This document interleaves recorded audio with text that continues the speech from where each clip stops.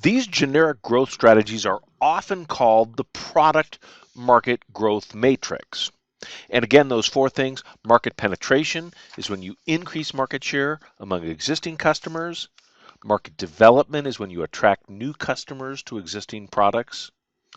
Product development is when you create new products for your existing markets.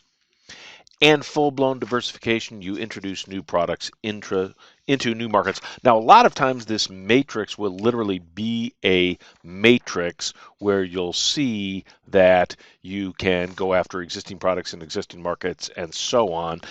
Remember, what was that first quadrant called? When we go after existing products in existing markets, what kind of strategy is that? That is a market penetration strategy. What would be an example of that? I'll use an example from my past at the Clorox company when we introduced Soft Scrub cleanser, Soft Scrub liquid cleanser.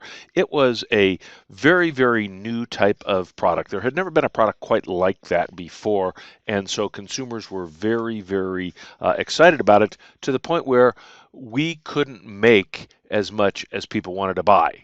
We were in an incredibly good situation to be in, which is called allocation. We had to actually allocate where the product was going because there was more demand than supply.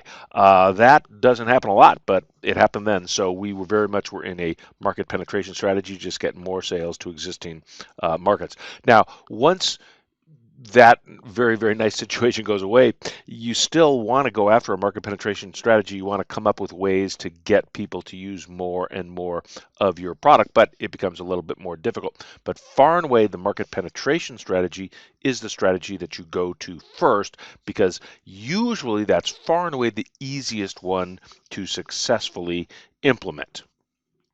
Another one of our generic growth strategies is a market development strategy where we introduce existing products into new markets. Now, what do we mean by new markets? A market is a group of potential customers who are alike in the way they value, buy, and use a product. One of the most obvious types of new markets would be new geographic markets. So maybe right now we're only available in North America, and so we're going to go global. Or we're only available in the US, and so we're going to go into Canada. Or we're only available in Massachusetts, and so we're going to go into the rest of the Northeast, and so on and so forth. Geographic markets, one of the first types of things that people think of when they think of new markets. But there are other different types of markets. Demographic markets. The taste adults have grown to love. Here's Kellogg's Frosted Flakes actually targeting adults. The major focus for this product historically has been kids, but they've created this secondary push to go after adults. Well, that would definitely be a market development strategy because adults would be a new market.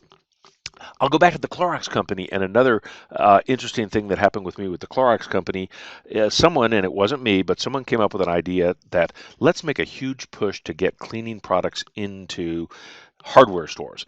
At the time, most hardware stores didn't carry cleaning products, but this was a very successful push. Nowadays, and this is a Home Depot store, nowadays almost all hardware and DIY do-it-yourself stores have cleaning product sections, but that was a relatively, breakthrough thing back in the early 1980s. So that was very much of a market development strategy because that was a new market for those existing products.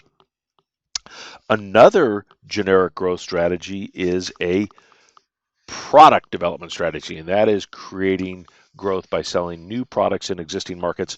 And we'll get into new product development later on, but suffice to say that right now that's a very big generic growth strategy. And I'll stick with Soft Scrub. Soft Scrub, the product group came out with a new Soft Scrub product called Soft Scrub with Bleach. So that was a new product. That was what's called a line extension. But line extensions, which are new products, are a very, very easy way to go with a product development strategy. Far and away, the hardest thing to do is to go with a diversification strategy. Now, again, a diversification strategy is where you go after new products in new markets. Everything is new. That is far and away the most difficult thing to do. And I will one more time go back to the Clorox company to talk about a diversification strategy. But given how difficult it is to do, oftentimes attempts at diversification strategies are unsuccessful, and Clorox's certainly would. Now, this is a company that has a lot of cleaning products, and they decided, well, some of the other major packaged goods firms are getting into the restaurant business, so let's do that as well. And so the Clorox company bought a local barbecue restaurant, Emil Villa's California Barbecue. Have you ever heard of Emil Villa's California Barbecue? No, you haven't, because Clorox's pathetic attempt to diversify into the restaurant business was incredibly unsuccessful. However, there is huge upside to when you are successful with a diversification strategy, because that oftentimes leads to your biggest gains. I'm going to introduce a thing called the innovation matrix, which takes these two concepts that we've been talking about, markets and products, but takes them a step further. Now, here's our innovation matrix, and you can see that when we go after existing markets with existing products, that's our penetration strategy. Oftentimes, that has the lowest amount of possible growth. When SoftScrub did that, that's where they were. I'm going to talk about a product that completely changed the fortunes of Apple Incorporated.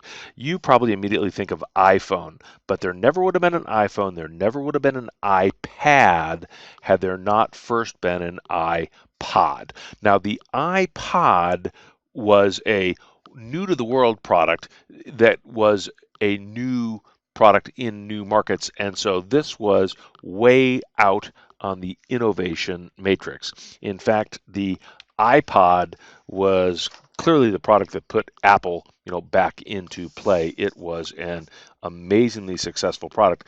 The farther out you can get on that innovation matrix, with new products, new to the world products for new markets, the more successful you might be. That will do it for this module on generic growth strategies.